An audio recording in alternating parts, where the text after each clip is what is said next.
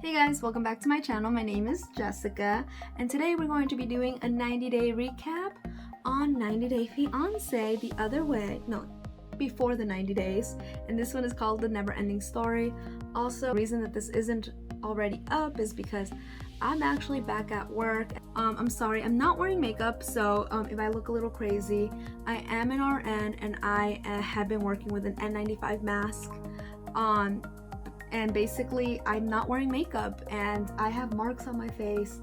And you COVID nurses out there, I have no idea how you guys are doing it, and my respects to you, because I've been doing this for 2 days and like for reals, like my face is itching and like it feels dry and everything. So that's the reason that I'm only wearing my eyeshadow and eye makeup, because basically I'm not wearing makeup aside from my lip gloss also, just because I got at home. I didn't wear makeup to work, and then I got home, I showered, and now I'm here. I'm like, let me do a video real quick. But anyway, now on to 90 Day Fiance, and I have my cute little heart thingy. And the first couple I'm going to talk is the only ones that are keeping me watching the show at this point, Geoffrey and Varya.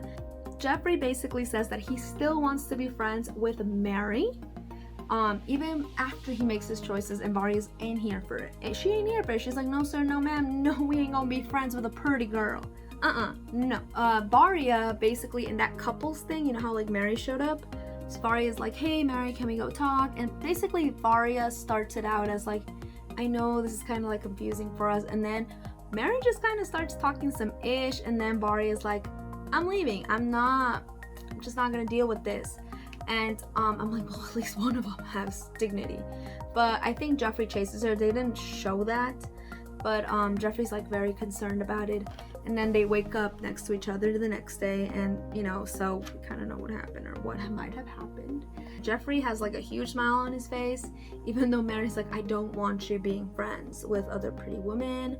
And then Geoffrey's like, I just feel like I need some time. So technically for me, I feel that Geoffrey's being like, not now, back to Varya. So then what ends up happening is that they go around town holding hands. They pop open a bottle of champagne because Varya is in America, and Varya actually gets to meet Dakota and Paxton, Geoffrey's kiddos, which I love those names. Geoffrey, like, I don't think I can name my children that just because I'm Hispanic, and I just don't want my parents to jack up that pronunciation, because I know they will. My whole family will. It's just how it is. Not their fault, but like, they're beautiful names, and they seem like cool guys. Like, honestly, they don't seem, I mean, don't judge a book by its cover, but they seem like chill dudes. And so one of them, I believe it was Dakota, he seems a little nicer to Varya than the other one. The other one's kind of like standoffish. Paxton is the other one. He's the one that was making like a sandwich when Varya showed up. But Dakota's like, you know, da da da, but what about Mary? And then, you know, they tell him, and then when, you know, behind the scenes, they're getting this interview done, and they're like, oh well, Dad has definitely been smiling more since Varya showed up. And I'm like, oof, that was a stab. That was a stab. Like, are you joking me? You're really gonna say, oh, like, Mary, I hope someone texted you. I hope someone gave you the memo. Boo boo, don't watch tonight's episode. Don't watch tonight's episode. Like, it's just, it's so heartbreaking for Mary if she was really naive enough to think that, oh yeah, this man proposed to this woman, but he loves me now. Like, if she was naive enough to think that, then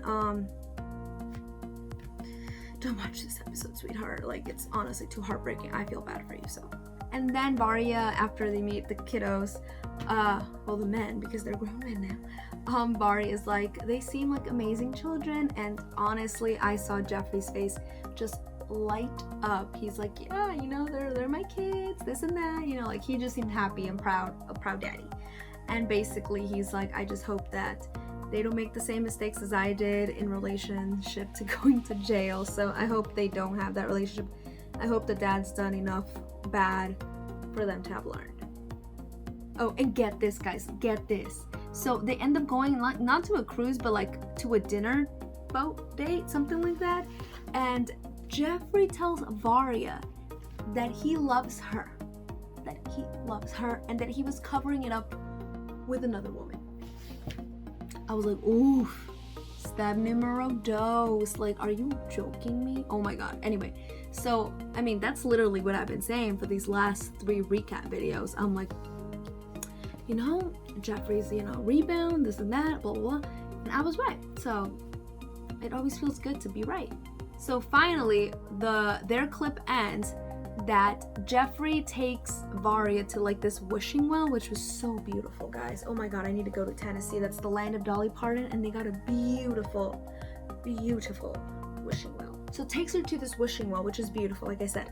And basically what happens is you have to take this like note and you have to write down something, and then you guys have to go like put it in a pin board, and then you have to go to where like the actual wishing well is with like a bell. Is it a wishing well or wishing bell? I don't know. But anyway, and you have to close your eyes and, you know, ding the bell and your wish will come true, right? So Geoffrey explains it to Varya, and then Varya does it, and then she turns around and Geoffrey is down on one knee and proposes, and Varya of course says yes, and then they say how they basically had the same wish. Varya in Russian wrote something around the lines like, I wish I was part of his family, and then Geoffrey wrote, I wish he was a part of my family. And I just thought that was really sweet. I know that like at that moment I just forgot about like the whole love triangle that was going on, but it was cute. So the next cute little couple I'm gonna talk about is baby girl Lisa and Soulja Boy. Yes ma'am, I am. So basically we just leave off where Lisa is in the room, and then Usman is like, hey, we shouldn't be doing this because, you know, she walked out on the brothers. And so she's like, I'm so sorry. Basically, she blames it on the stress and the heat. You really gonna blame it on the stress and the heat? Are you joking me? Are you joking me? But anyway, so basically she blames it on that. Basically, she said, we're not throwing away this wedding for a fight or two. I wish it was 2. Y'all have been fighting for like every episode. The wedding is in like this wedding marriage registry place, I think. It's like a room. I don't know what it is, but you know, he walks in. Oh my god, hold up before we get there. So Usman is dressed honestly what I imagine a Nigerian king to be wearing. Just full on gear, very lovely outfit. And then Lisa's like, we made this beautiful handmade with Usman's tailor with the best fabric, this Cinderella dress. So she wears it, right? And basically it's like a strapless dress, and then it's like a see-through kind of mesh on top. And so Lisa decides that she ain't wearing a bra. Like, what? And so Usman's like, hey, like you're not wearing a bra. And then she's like, no. She acts like she's into fashion. She's like, yeah, babe, because if I would be wearing a bra, you would see the strap. And like, we don't want that. And I'm like, homegirl, we ain't ready to see your boobies. We ain't ready. Lift them up, perk them up a little. They'll look cute for the picture, trust me.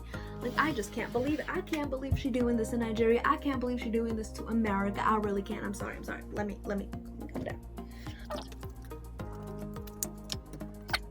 They walk into the marriage registry, and you guys, if anybody out there knows, is this Nigerian culture or some type of cultural thing?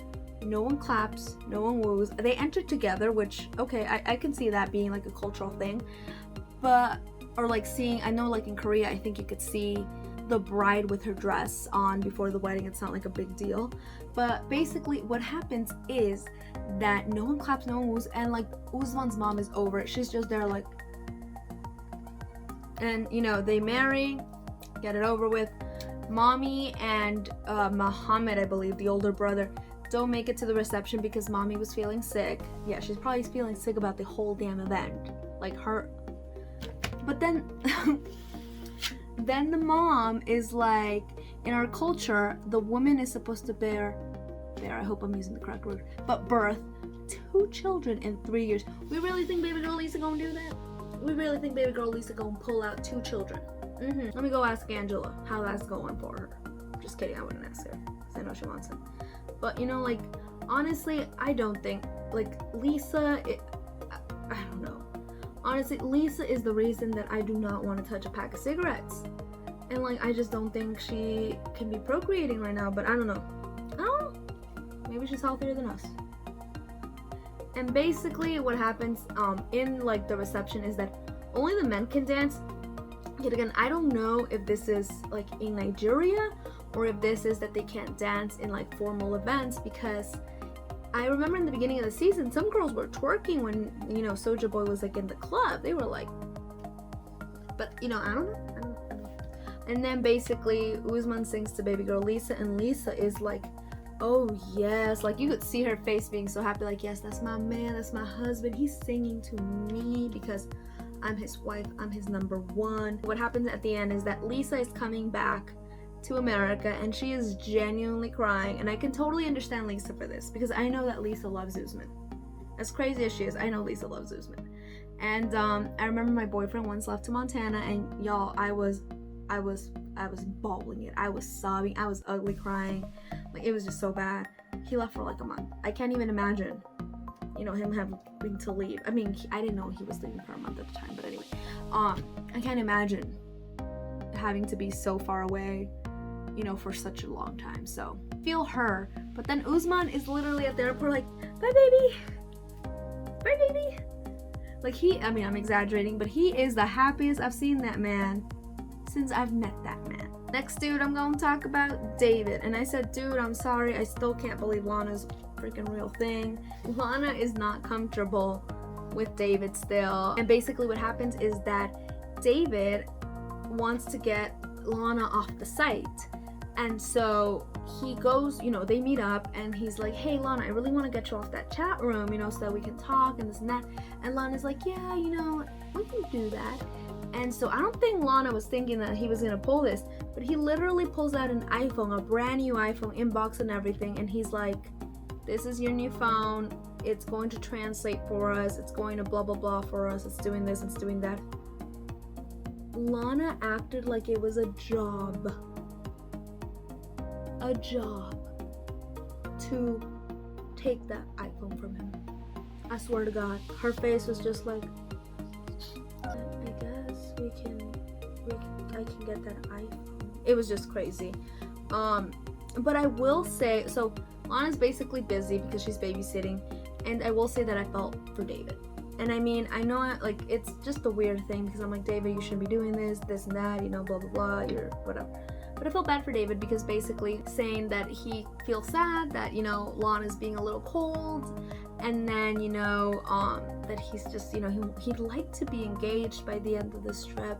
But then what really got me was because he said that Lana was going to see him off at the airport, and that finally he was going to have that feeling because he had been traveling and he would see couples, you know, sending off their significant other at the airport, and he's like, it's finally going to be me, I'm going to be that couple.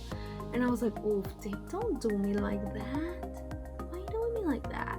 So remember Sergey, the PI dude? Basically he sends David the links to Lana's other sites that fit her description, her age, her just sizes perfectly. And David's like, this is a lie, and basically sends him a picture of him and Lana, and is like, you can eat it. So, but yeah, basically at the airport, David's leaving, and then he makes a U-turn. He's like, I just can't, and he proposes to Lana. Lana says yes, but literally she hugs him, and she's like, no happy. And so Ed meets with his daughter, which his daughter is beautiful. I have to say that. Daughter's beautiful, and basically he apologizes, and the daughter's like, you know, I just thought like you were ignoring me, and like what the heck were you doing with a girl that could have been your daughter? I'm 29 and Rosemary's 23. And then he's like, well, I didn't know that's why you were mad and this and that. And then he's like, I agree, I'm a dumbass. And like, I mean, I got some fulfillment from hearing him say I'm a dumbass. I just hope that he actually believes it so that he doesn't go out there and do the same mistakes. And if he ever finds love, so I'm not saying that you shouldn't find love, that he respects his girl. So, you know. So the next girl I'm talking about is Stephanie. She comes out, the mom's like, I will always love you, Stephanie. I think the best part about Stephanie is the brother. I really loved how the brother came out and he's like, just gave his big sister a hug. I absolutely love that. But then he is like eating his dinner. Well, she's coming out to the mom, and he's just like, what am I in? Like, why? I could have just stayed in my room playing some video games. I could have taken this to the room, but whatever. Then we have Yolanda, and basically the daughter hires a PI, and the PI is like, yeah, you sound like you're getting catfished, and Yolanda's like, I still think that you can bring me some good information. And I'm like, oh my god, Yolanda, like, what the heck? But that's the girl. Let's move on. Do they deserve this, Darcy and Stacy? Because I just put Darcy and Stacy. Now I think they're the couple. I can imagine being one of their neighbors. Like, they look extra as hell walking out of their little home, well, not little home, but their home in like suburban Connecticut. Like, it's crazy. But apparently Tom has tried to contact Darcy. She's over it. She's blocked him. Way to go, Darcy. And I guess Darcy's kind of sad that Stacy might actually get married soon. Darcy just seems to kind of like realize her flaws as well, but she seems happy for her sister. I know that she might be a little shy, and I mean, not shy, but like a little mad or annoyed. And I get it. She lives with her sister. She's her twin. They've always been like this, and she was probably hoping to have like a twin wedding. Like, oh my god, yeah, we sold the house, or we like, you know, we couldn't live together because we both got married at the same time, and you know, all that. So I don't know, it must be hard to be a twin, I guess. But that was it. That was that. Ash and Avery, thank god they didn't show up or anything, so nothing on that. Thank you guys so much for watching. Please like, comment, subscribe, hit that bell notification to know when I upload more of these videos. I will also be uploading my Mulan. I finally got my Mulan eyeshadow palette. And honestly, the world is a wreck right now. And I'm so sorry for everything that is happening in the world. It's just, I wish it could end. And I will say that 90 Day Fiancé, it's gonna sound crazy, but 90 Day Fiancé, there was a minute where I kind of felt normal again, because it's just been such an ugly place, and I was able to de-stress and not see brutality and everything else that's going on. So I kind of hope that this video kind of unstressed you out too, if that makes sense. So I'll see you guys later, and I love you guys, and please guys stay safe out there, and I love you.